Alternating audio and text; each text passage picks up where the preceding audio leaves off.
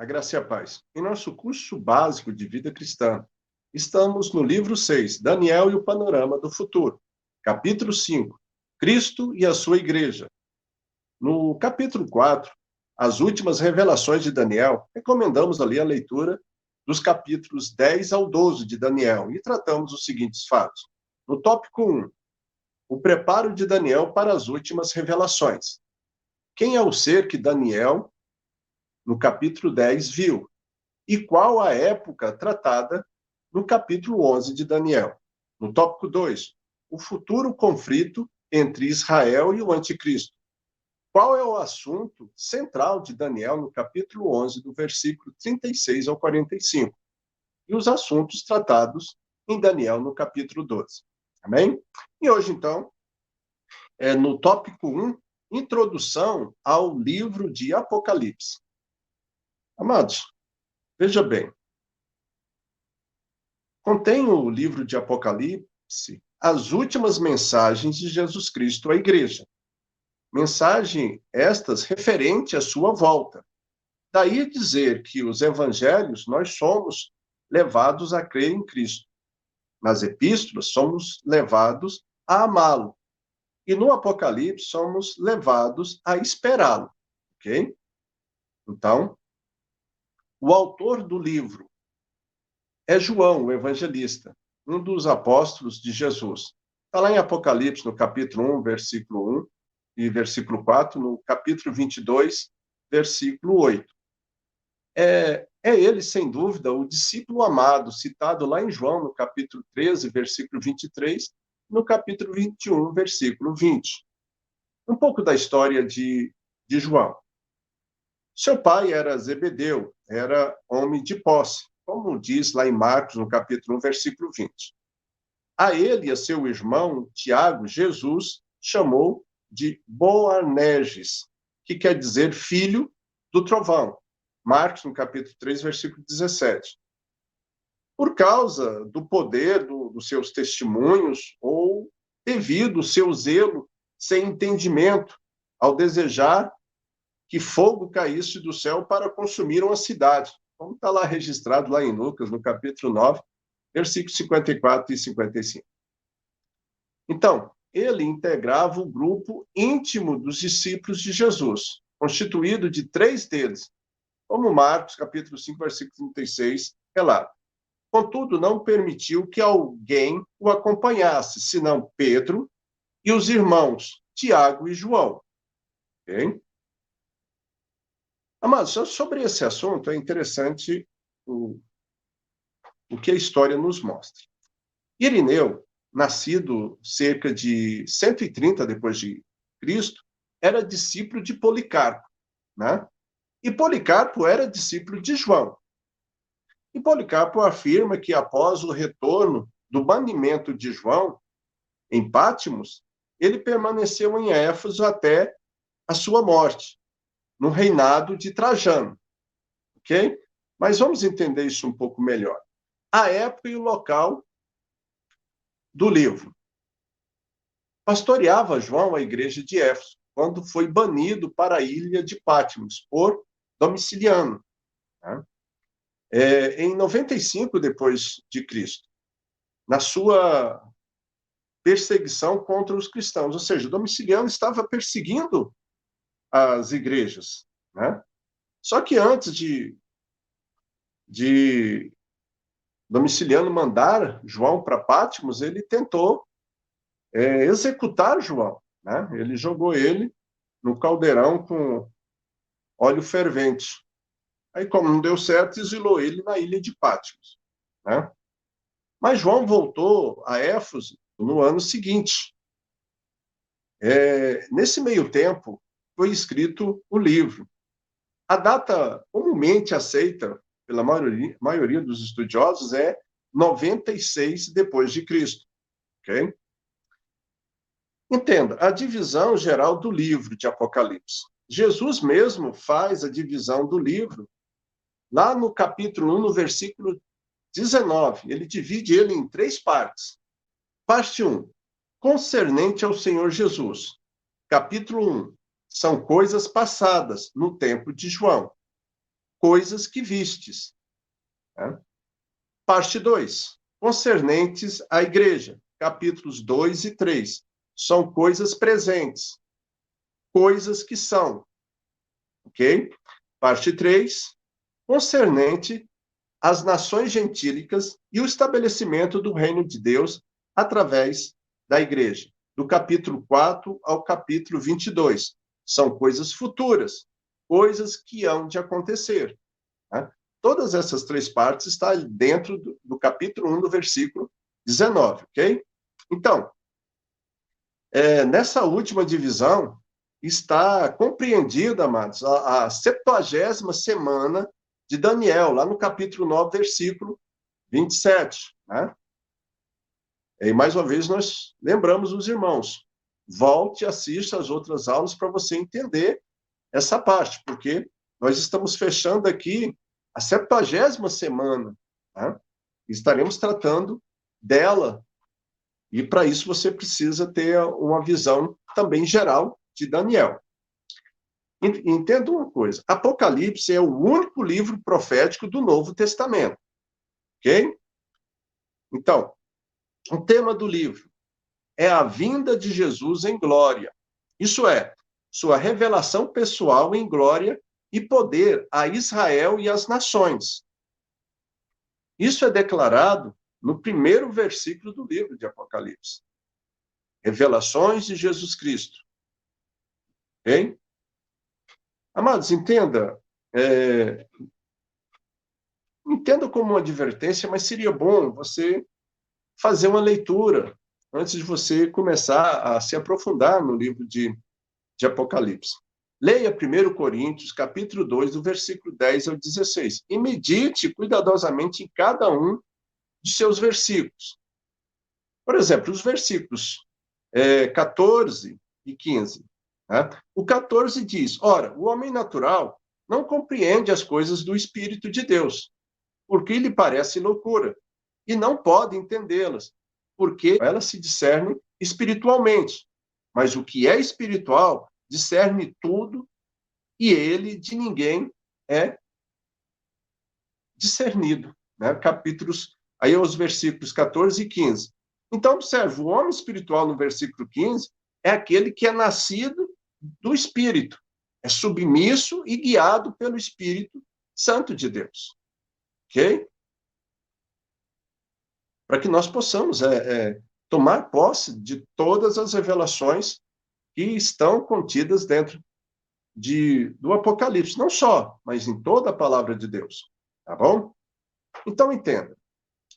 Uma das formas de estudar a palavra de Deus é pelo método sintético, o que inclui um esboço de cada livro. Tá?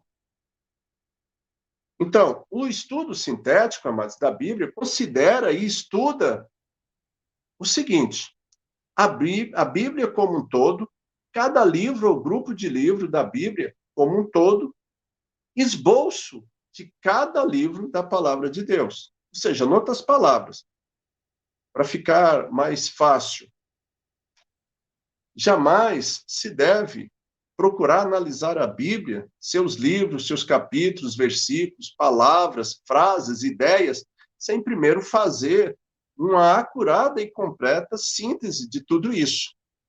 Discernir espiritualmente e com maturidade são de vital importância. Tá?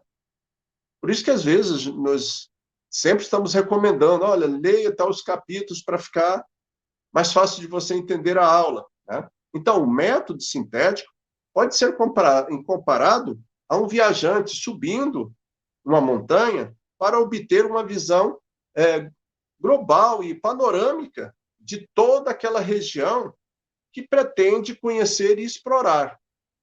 Tá? Em se tratando da palavra de Deus, significa estudar o conteúdo geral de cada um dos seus livros antes de cuidar de sua interpretação. Por que essa visão? Amados, porque a maioria dos livros de Daniel eram históricos. Então, era fácil de você fazer as amarrações juntamente com a história secular. Mas o livro de Apocalipse, ele é profético. Então, é mais complicado se você não tiver, né, uma visão, um entendimento. Então, antes de você interpretar e analisar o livro, seria bom você fazer essa leitura, vai sintetizar o assunto. O que é sintetizar? É abreviar, é fazer um esboço, né, para depois você fazer uma análise. Analisar é você ampliar aquilo que você já tem de visão, ok? Então, vamos lá. O esboço do livro de Apocalipse. No capítulo 1, a visão de Cristo glorificado. Trata-se de uma visão de Cristo como atualmente ele está ali na glória de Deus. Posição que ele está ali. Capítulo 2 e 3. A igreja no passado e no presente. As 7 igrejas abordadas representam 7 períodos da história da igreja, como o corpo de Cristo. Ok? Então, para tanto, aí, amado, basta que se faça um confronto entre as igrejas locais mencionadas no capítulo 2 e 3 com o período histórico da igreja, tá? Que fica mais fácil de nós entendermos.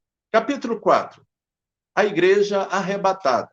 O arrebatamento de João, à altura dos fatos do capítulo 4, prefigura claramente o arrebatamento da igreja após sua presença neste mundo.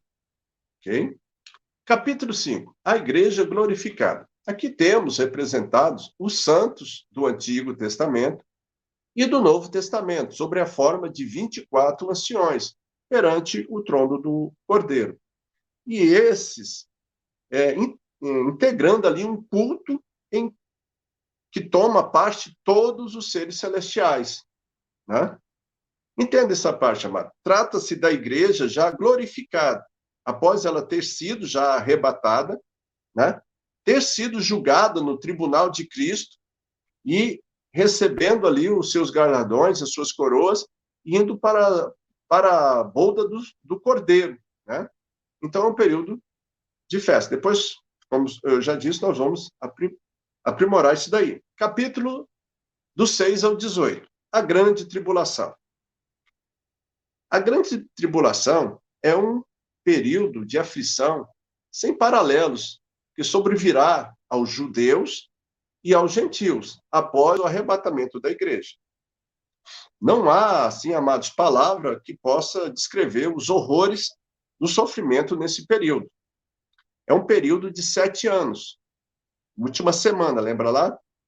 Então, os capítulos 6 a 10 de Apocalipse abrangem a primeira metade da tribulação, isso é, 3 anos e meio, que seria o período de prosperidade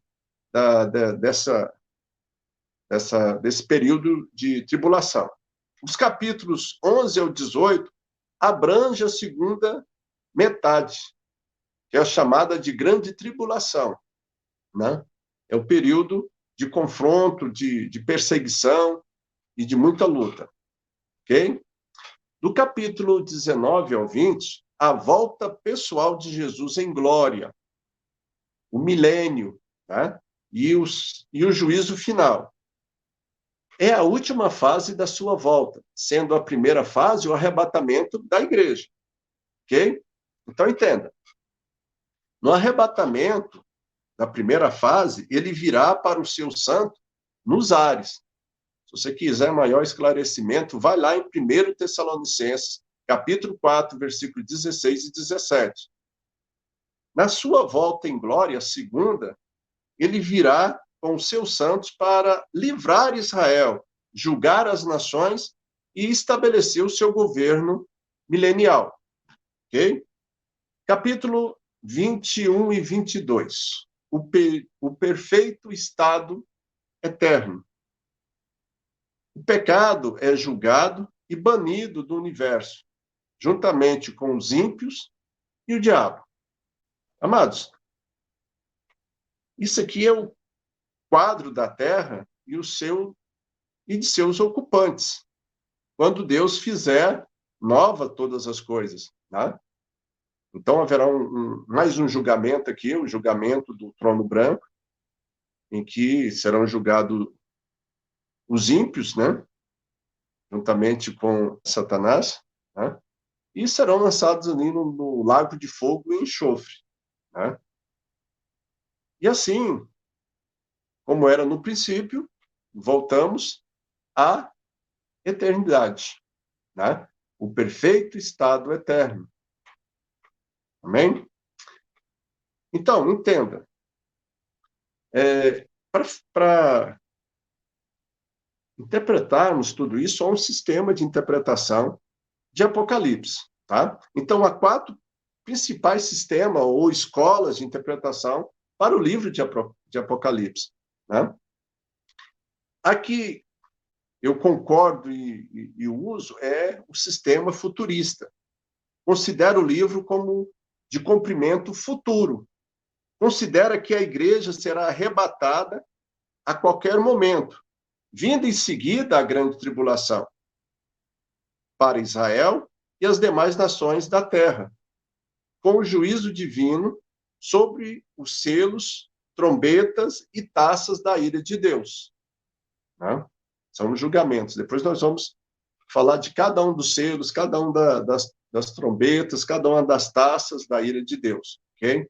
Então, mas mesmo dentro do sistema futurista, há entre eles alguns que ensinam que a igreja vai passar pela tribulação. Então, existe os pré-tribulacionistas, os mesos, que falam que a igreja vai ser arrebatada quando terminar aquele período de prosperidade lá, né, dos primeiros 3 anos e meio, a igreja será arrebatada, e outro diz que só no final, depois que passar toda a tribulação, é que a igreja seria arrebatada, né? A questão, às vezes, de interpretação. Na minha concepção, talvez eles estejam ignorando a palavra de Deus, que declara, em alguns pontos, a respeito disso. Por exemplo, Apocalipse, capítulo 3, versículo 10, 1 Tessalonicenses, capítulo 1, versículo 10, Romanos, capítulo 5, versículo 9. Vou repetir para vocês, para que você depois esteja anotando e fazendo essa pesquisa. Apocalipse, capítulo 3, versículo 10. Eu vou ler isso para você. Diz assim: porque guardaste a palavra da minha perseverança, também eu te guardarei da hora da provação que há de vir sobre o mundo inteiro, para experimentar os que habitam sobre a terra. Né? Então, aqui tem uma promessa falando que vai guardar, né? Aqueles que guardam a palavra de Deus. E pode ir lá também, 1 Tessalonicenses, capítulo 1, versículo 10, vai estar falando a mesma coisa. Romanos, capítulo 5, versículo 9, também a mesma coisa. Então, esse dia da ira do Senhor é o período da grande tribulação. Ok? O sistema histórico. Este interpreta o Apocalipse, do capítulo 6 ao 19, como sendo a história bíblica da igreja, indo ali do século I aos tempos atuais. Né? No entender deles aqui, amados, grande parte dessas profecias já se cumpriram e as demais estão se cumprindo agora mesmo, nos acontecimentos mundiais. Bom, eu concordo em parte, porque ainda existem algumas profecias que hão e têm que se cumprir. Né? Mas ela ainda não casa, não fecha essa conta aqui, dentro da ideia deles. O sistema preterista interpreta o Apocalipse como sendo profecias já cumpridas. Né? Então, observe. Eles dizem que João descreveu os eventos que ocorreram na Terra na época do Império Romano. Né? E, para isso, eles manipularam datas para tudo, inclusive para os 10 reinos de que fala o Apocalipse, como expressão final do Império Romano, ok? Ora, entenda uma coisa, amados. Fatos passados não são profecias. Né? Estritamente falando, são histórias. Já foram passados, já foram registrados. Né? Profecia é aqueles que prevê alguma coisa que vai acontecer mais à frente. Né? E, entretanto, o livro de Apocalipse continua dizendo que ele é uma profecia a se cumprir.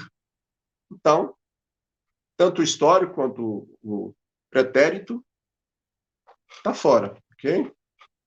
Entenda, dentro da minha concepção e da minha visão, né? O sistema simbolista é também chamado idealista e espiritualista. Este sistema de interpretação ensina que o Apocalipse tudo é simbólico, representando apenas o conflito entre o bem e o mal, ok? Então vamos fechar com esse daqui e vamos entender ele melhor.